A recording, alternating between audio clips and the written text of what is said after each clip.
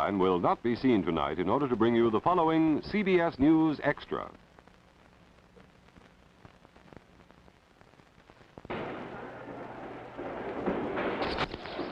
What the revolution looked like in South Vietnam's capital city of Saigon on Saturday morning. All night Friday, the guns of the revolutionary forces had been firing on the loyal government troops and their installations. All night the shells had fallen on or near the presidential palace, where President Ngo Dinh Diem and his advisor brother Ngô Đình Nhu refused to surrender. Snipers were everywhere. The city streets rang with the rapid explosion of mortar shells over a background of shouts and cries. Tank guns were firing and submachine guns. The revolutionary forces had clearly moved according to a well-constructed plan, and they carried it out with skill, sealing off sections of the noisy, smoking city and neutralizing the government forces neighborhood by neighborhood. It was planned with intelligence. That would be a soldier's view. But even among soldiers, the battle broke down into little pieces and became a man with a gun guarding a man who had had a gun but now knelt on the sidewalk of a street with his arms tied with a rope.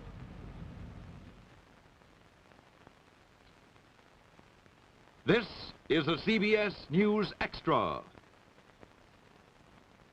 Death of a regime. The Vietnam coup. Produced by and under the control of CBS News and presented as a public service by the Metropolitan Life Insurance Company, the company which provides insurance protection for over 44 million people, and by metropolitan representatives in your community. This program comes to you in the belief it is important for all of us to see major news in the making and to know and understand the great events of our time. Good evening. Latest word this evening from our correspondent Peter Kalischer in Saigon is that Army units loyal to the late President Ngo Dinh Diem may still pose some threat to the military rebels who ousted Diem's government on Saturday morning. The rebels have pledged democracy and a decisive war against communism. A caretaker cabinet is being formed, reportedly under Nguyen Ngoc To as premier. He's a Buddhist who served as vice president under Diem. Before we show you this film of the fighting in Saigon, a word about how it got here.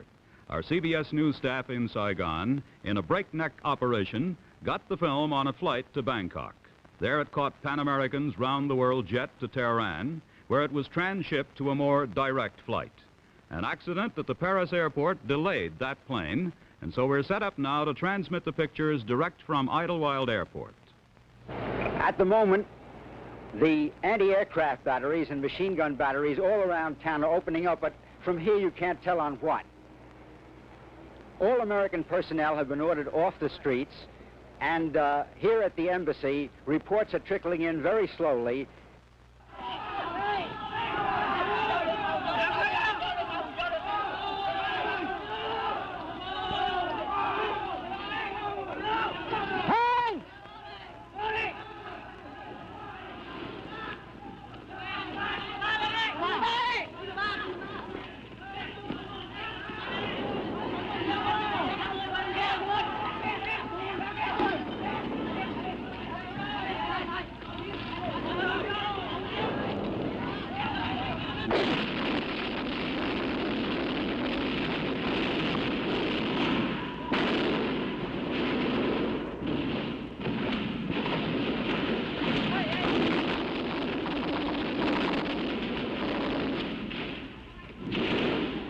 This is Saturday in Saigon.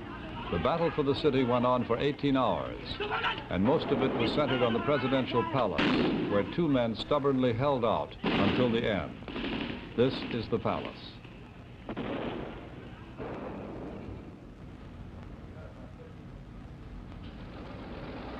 Now there is a lull in the fighting. Just after 6:30 in the morning, Saturday, Saigon time, a white flag fluttered out a window of the presidential palace, and the shooting ceased. Outside, the tanks were gathered. Then the Marines went in. These are Marines, the men who were in the forefront of the battle on the revolutionary side.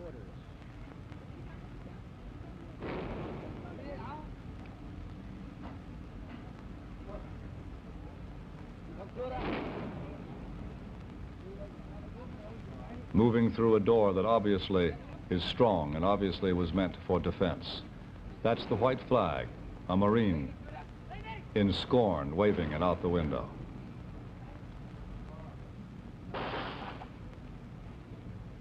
Like sightseers, these young men in battle dress, camouflage uniforms, walk through the rooms of the palace, first looking and then taking.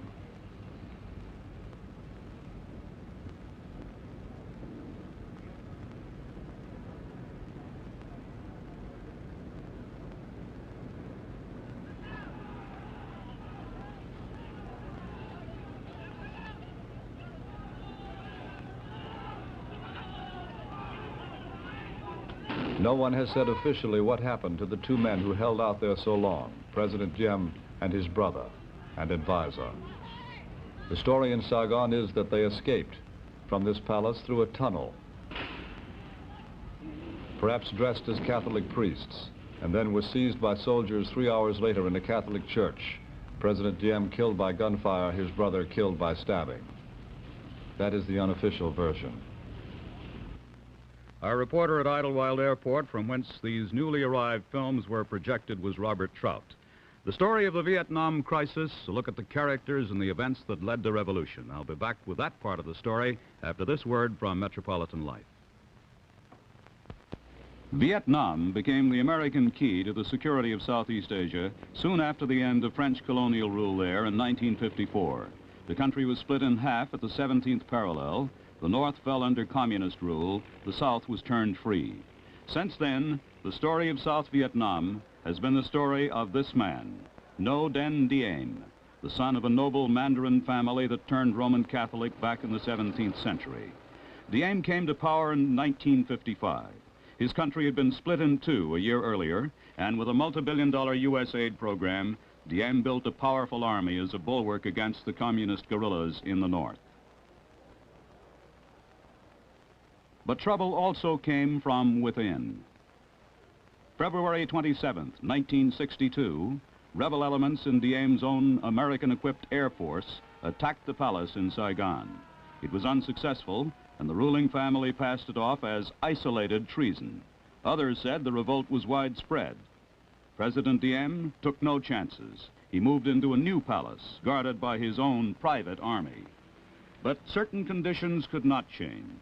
Roman Catholic Diem ruled a country that was two-thirds Buddhist. He considered opposition and treason synonymous. Diem gave favored treatment to Catholic institutions, and when the Buddhists demanded equality, they were met by strong-arm tactics. The responsibility for Buddhist repression fell to the man behind Saigon's political throne, Diem's brother, Ngo Dinh Nhu. Nhu stayed behind the scenes until his death, and had it not been for his fiery, outspoken wife, Madame Nhu, Diem's brother might have permanently hidden himself in the background of palace politics. Since May of 1962, when Buddhist opposition broke into the open, Nhu had the job of suppressing it. American involvement in Vietnam has been constant and costly since the French were pushed out. At least 61 American lives have been lost in battle with the communist Viet Cong. 16,500 American troops are in Vietnam now, ostensibly training and advising the native army, but often as not, getting into the thick of the anti-guerrilla war. $2.5 billion in American aid have been poured into Vietnam thus far, aid that's now running at the rate of $500 million annually. The war is a slow, slogging process through rice paddies and jungle that are friends to the guerrilla fighters. A struggle of another sort was born in the Buddhist temples of Vietnam. The country's religious majority claimed oppression by the Catholic minority. They chose a violent and grisly form of protest: suicide by fire, a flaming death that effectively brought the world to attention. This awesome scene was repeated time and again, but it made no impression on the government, least of all Madame Nhu. She gave her blunt reaction to CBS News correspondent Peter Kalischer in Saigon. What have the Buddhist leaders done comparatively? The only thing they have done, they have barbecued one of their monks, whom they have intoxicated, whom they have abused the confidence, And even that barbecuing was done not even with self-sufficient means, because they used imported gasoline. There was reaction from the Diem government. August 21st, 1963. Ngo Dinh Nhu's elite special forces raided Zaloi Pagoda and other Buddhist temples. 500 monks and nuns were arrested. In Washington, President Kennedy had reacted to previous excesses by sending Republican Henry Cabot Lodge as his new ambassador to Saigon. The change helped ensure bipartisan support for the administration's policy in Vietnam, a policy that turned tough on the Diem regime, but even a cut in U.S. aid did not create any observable change. Repression, arrests, harassment, if anything, increased. Students joined the Buddhist protest and were arrested just as quickly. The Diem regime charged that the Buddhists had joined a communist alliance to overthrow the government. Others argued that the monks were expressing widespread unrest and dissatisfaction with Diem's autocratic rule and the failure of his economic policy. The domestic revolt was a potent threat to the war against the Viet Cong. Washington became increasingly concerned that the religious issue would jeopardize new anti-communist military campaigns. The beginning of the end came with a grave warning from President Kennedy in this interview with Walter Cronkite. I don't think that unless a greater effort is made by the government to win popular support, that the war can be won out there. In the final analysis, it's their war. They're the ones who have to win it or lose it. We can help them. We can give them equipment. We can send our men out there as advisors, but they have to win it, the people of Vietnam, against the communists. We're prepared to continue to assist them, but I don't think that the war can be won unless the people support the effort.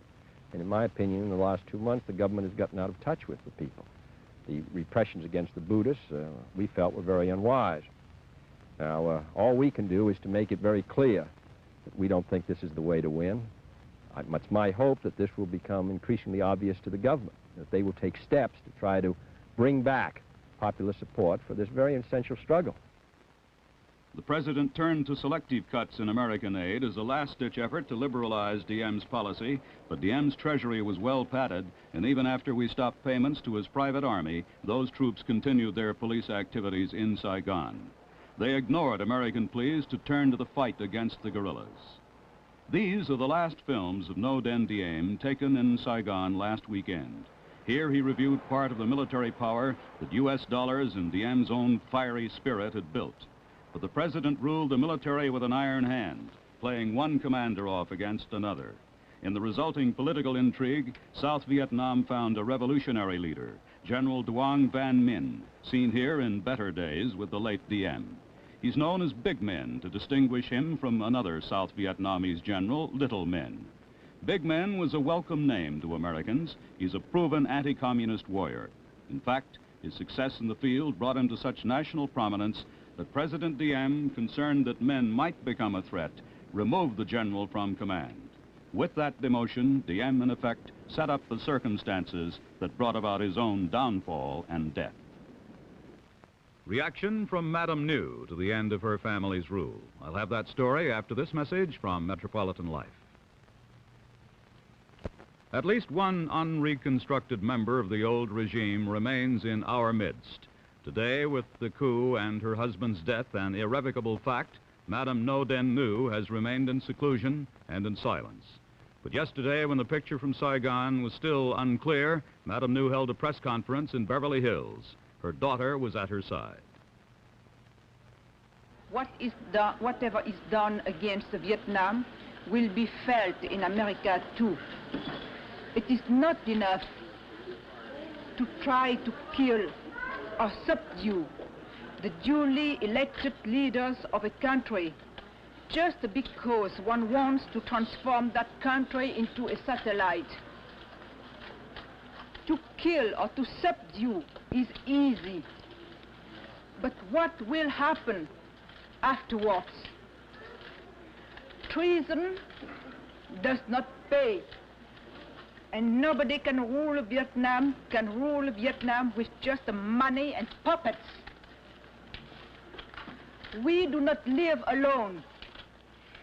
The whole world has its eyes on Vietnam and knows perfectly well what is going on there. In spite of all the distortions and blackouts directed by that international communist propaganda network, which has become so strong. Ngo only wanted to give to Vietnam its own identity, which cannot be the same as the one wanted by those few Americans. General Diem, Minh, the supposed leader of the coup, is highly praised in the American press. But is he supposed to rule the Americans or the Vietnamese? And all those who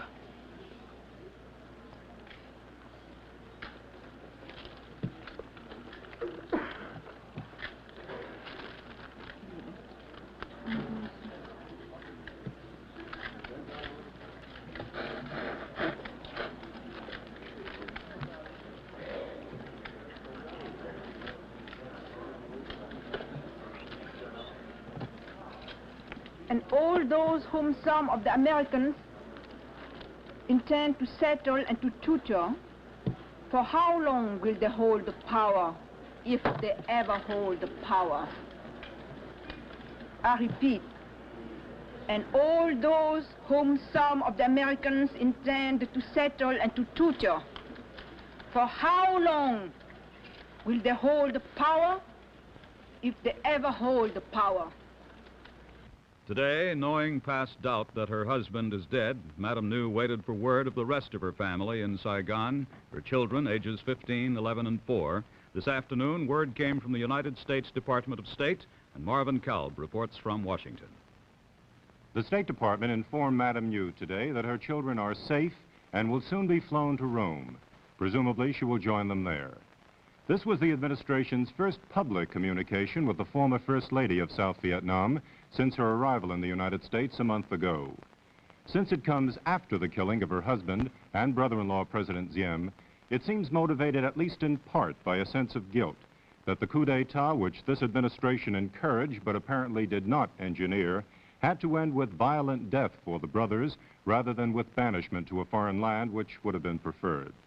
Tonight, U.S. officials deplored the killing, said they regretted they had happened. Regret, however, will not delay this country's recognition of a new government in South Vietnam. That is expected within the next few days, once a caretaker cabinet is formed, one led by the former Vice President Nguyen Ngoc Tho, but controlled by the Army generals who now control most of the country. Ambassador Lodge conferred today in Saigon with two of those generals. A source here described their meeting as brief but satisfactory. The ambassador presumably received a tentative list of cabinet members, but this cannot be confirmed here, as well as assurances that the war against the communist guerrillas will be waged as effectively as possible. Though the ambassador did not say so, it is understood here that the American economic aid program to South Vietnam, suspended in part a few months ago, will soon be resumed. This is Marvin Kalb in Washington. The view from our capital. But what's the view like in Saigon itself? How did the city they used to call the Paris of the Orient react to the end of the Ngo Dinh Diem and austerity? We'll have some more of that late film just off the jet at Idlewild after this word from Metropolitan Life. It's over. It's over. A long nightmare is over. A criminal dream in which the United States too long pretended that a family regime like Diem's, a family tyranny, really represented the people of the country. These are the people. The students, the ordinary people of Saigon cheering the troops, giving them bread, giving them bananas.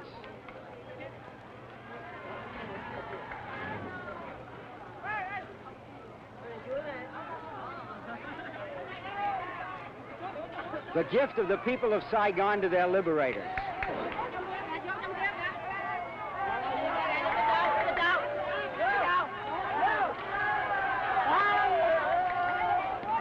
These troops have been fighting all night. They're hungry, and the people know it. That was Peter Kalischer again in Saigon. And this is Robert Trout again at Idlewild Airport. All these scenes after the 18-hour battle was over, the aftermath of the revolutionary fighting in the capital city.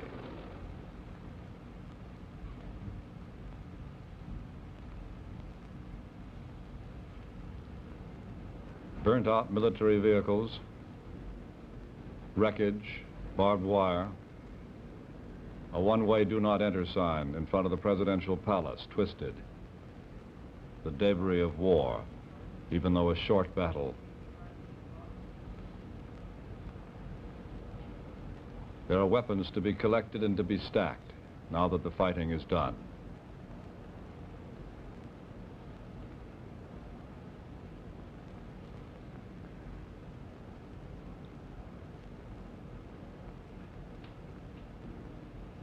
Buildings damaged by gunfire. And cars, too. And men.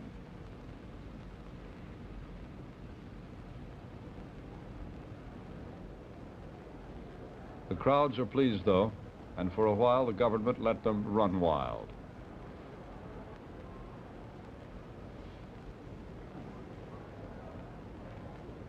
Through the streets, at first aimlessly, then dancing. Dancing the Western dances that had been forbidden by Madame Nhu, the tango and the twist in the streets of Saigon.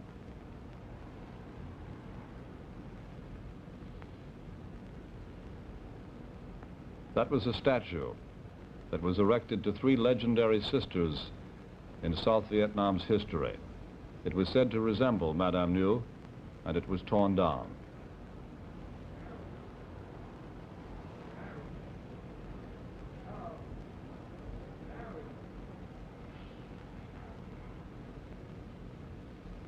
Offices and homes that belonged to some government employees were set fire.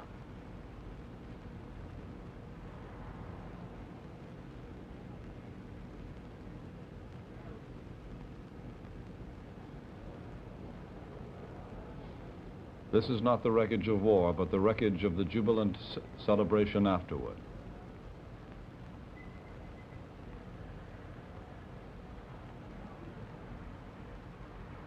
Books are being burned. The bookstore was said to have been owned by the Archbishop, who was one of the brothers of the late President Diem, the Archbishop who is now in Rome.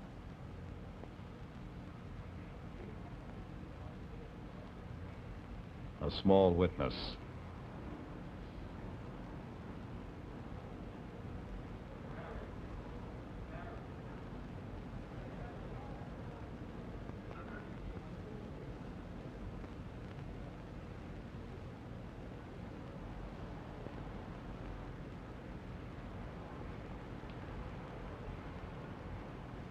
Part of the statue again.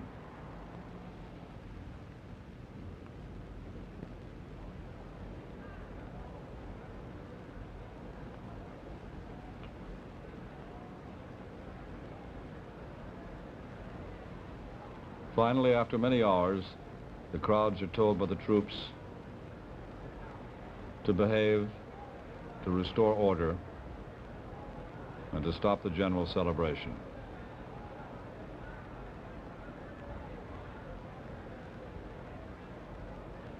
No one seems too concerned. Neither the crowds nor the troops. The city of Saigon, this is how it looked when the battle was over and the soldiers, smiling half-heartedly, tried to quiet the jubilant celebration that followed. This evening, voice circuits were reopened to Saigon, and correspondent Peter Kalischer said that he has now learned beyond a doubt that Ngo Dinh Diem and his brother Nhu were assassinated. They did not commit suicide as the rebels had claimed. Kalischer also reports some troops in the north may still be loyal to the Diem regime, posing a threat to the new government. But though there may still be soldiers loyal to the memory of Diem, Diem and his family are gone. They have walked a path beaten clear in the dust of history by other ruling families that tried to equate suppression with government. It is the path that brought a king and queen of France to the guillotine, a czar and czarina of all the Russias to a blank wall in a communist cellar. Yesterday it brought Ngo Dinh Diem and Ngo Đình Nhu to an armored car in Saigon. So beginning today, for good or ill, new men will write the history of South Vietnam. This is Douglas Edwards. Good night.